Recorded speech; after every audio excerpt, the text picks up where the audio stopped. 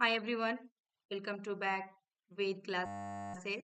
Today I am discuss about BSc Nursing semester first Zoology Honors unit third year geology honours paper जिनका है unit third में आपकी nucleus है। Nucleus से related हमने उसके डेफिनेशन कल शॉर्ट वीडियो में मैंने करवा दिया था। आज न्यूक्लियस की फंक्शन ऑफ न्यूक्लियस एंड आपका इसके स्ट्रक्चर्स को हम डिस्कस करने वाले हैं इस वीडियो में। तो चैनल पे फर्स्ट टाइम विजिट किए डियर, यदि आपको वीडियो फर्स्ट टाइम मिल रही है, बिल्कुल न्यू है, चैनल को सब्सक्राइब कर लीजिएगा।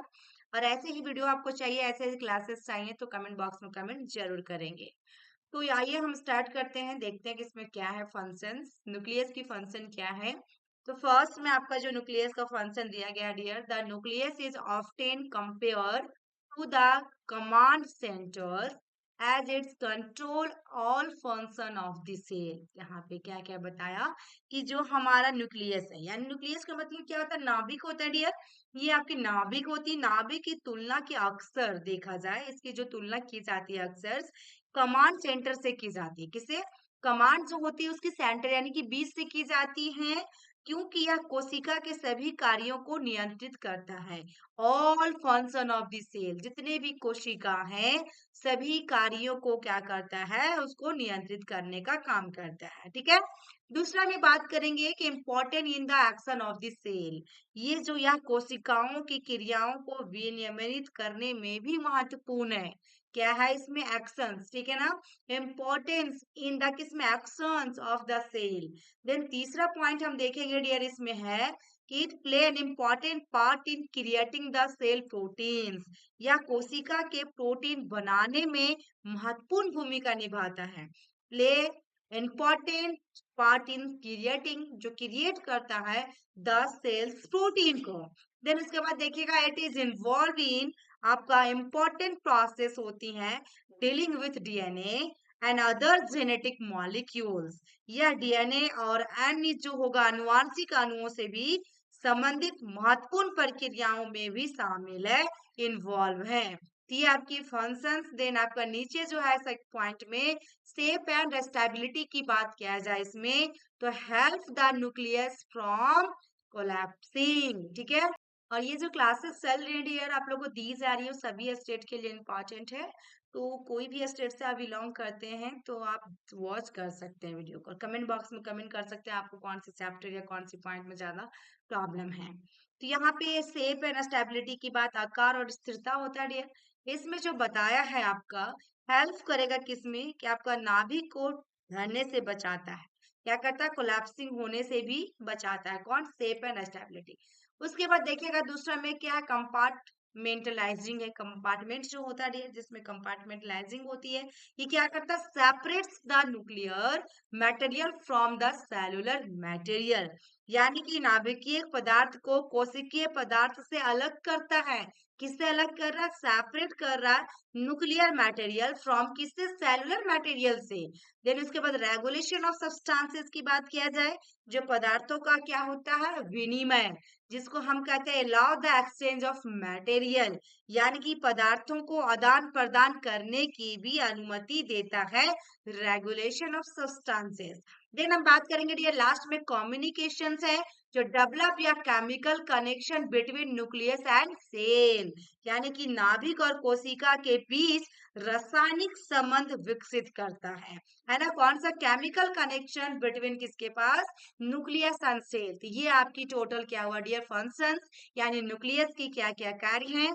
जो लोग फर्स्ट सेमेस्टर जिनका भी है, जो भी प्रिपरेशन करें, जो भी एडमिशन लिए हैं अभी, उनके लिए काफी हेल्पफुल और इम्पोर्टेंट होने वाले हैं।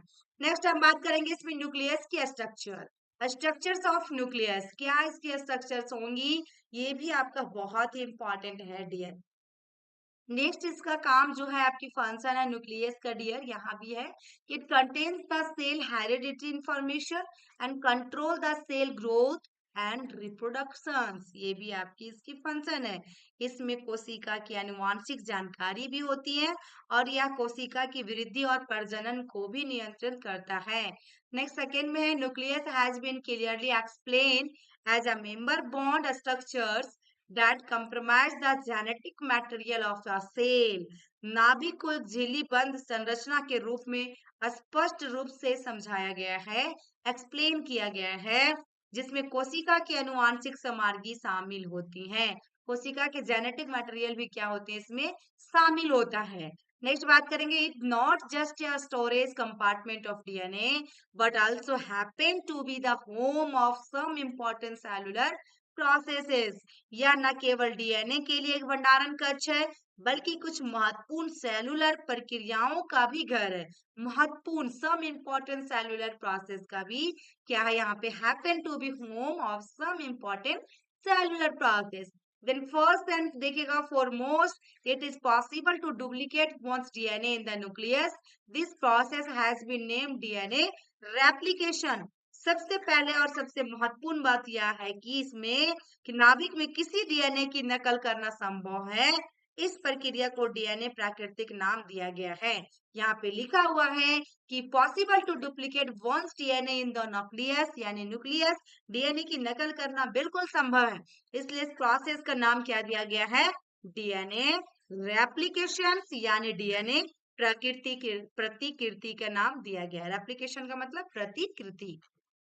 ये आपकी टोटल जो हो गया डियर, सभी पॉइंट आपकी फंक्शन हो गया है।